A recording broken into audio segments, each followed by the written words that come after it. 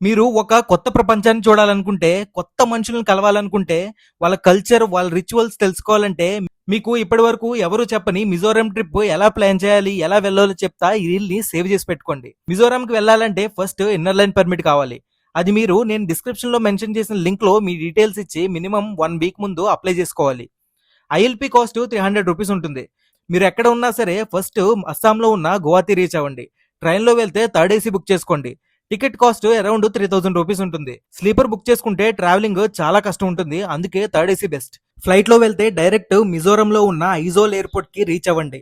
Flight charges season బట్టి change అవుతూ ఉంటాయి. ఎయిర్పోర్ట్ లో దిగిన తర్వాత బయటికి వస్తే ఐజోల్ సిటీకి వెళ్ళడానికి టాక్సీస్ ఉంటాయి. టాక్సీ ఛార్జ్ రూ. 300 ఉంటుంది. మీకు ఐజోల్ కి డైరెక్ట్ ఫ్లైట్స్ లేకపోతే గువాహతి ఎయిర్పోర్ట్ కి ఫ్లైట్ బుక్ చేసుకోండి. ఎయిర్పోర్ట్ లో దిగిన తర్వాత బయటికి వస్తే రైల్వే స్టేషన్ కి వెళ్లే బస్సెస్ ఉంటాయి. బస్ ఛార్జ్ రూ. 120 ఉంటుంది. స్టేషన్ దగ్గర దిగిన తర్వాత ఆఫ్టర్నూన్ నుండి వీక్ డేస్ లో 2 డైరెక్ట్ ట్రైన్స్ ఉంటాయి సాయిరంగ్ స్టేషన్ కి. అది మిజోరంలో ఉంటుంది. వీకెండ్ లో అయితే 1 డైరెక్ట్ ట్రైన్ ఉంటుంది. ఆ ట్రైన్ ఎక్కేయండి. జర్నీ అరౌండ్ 13 అవర్స్ ఉంటుంది. టికెట్ కాస్ట్ అరౌండ్ రూ. 400 ఉంటుంది. సాయిరంగ్ లో దిగిన తర్వాత ఎగ్జిట్ అయ్యే ముందు ఐఎల్పి చూపించాలి. లేదంటే బయటికి ఎలో చేయరు. అక్కడ నుండి ఐజోల్ కి బస్సెస్ మరియు టాక్సీస్ ఉంటాయి. బస్ ఛార్జ్ అరౌండ్ రూ. 100. టాక్సీ ఛార్జ్ అరౌండ్ రూ. 300.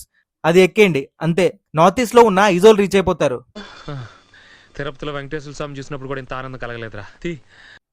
మీకు ఐజోల్లో ఏ ఏ ప్లేసెస్ చూడాలి, ఎన్ని రోజులు ట్రిప్ ప్లాన్ చేసుకోవాలి, బడ్జెట్ ఎంత అవుతుంది, కంప్లీట్ మిజోరాం ట్రావెల్ గైడ్ కావాలంటే కమెంట్స్ లో ఎస్ అని టైప్ చేయండి. నెక్స్ట్ లో అన్ని డీటెయిల్ గా చేద్దాం. ఇలాంటి రియల్ అండ్ రా ట్రావెల్ ఎక్స్పీరియన్స్ చూడాలంటే ఈ పేజ్ ని ఫాలో చేసి పెట్టుకోండి.